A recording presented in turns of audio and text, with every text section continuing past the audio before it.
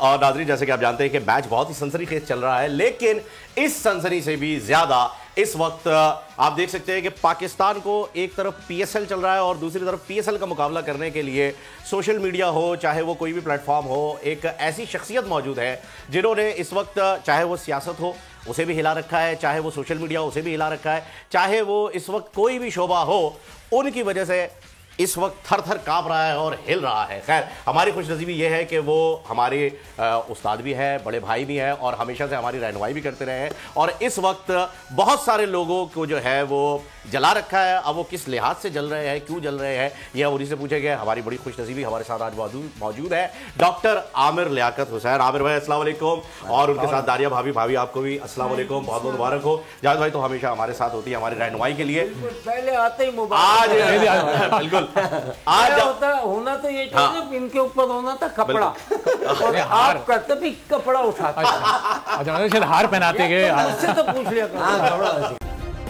Subscribe करें और bell दबाएं ताकि कोई खबर रह न जाए।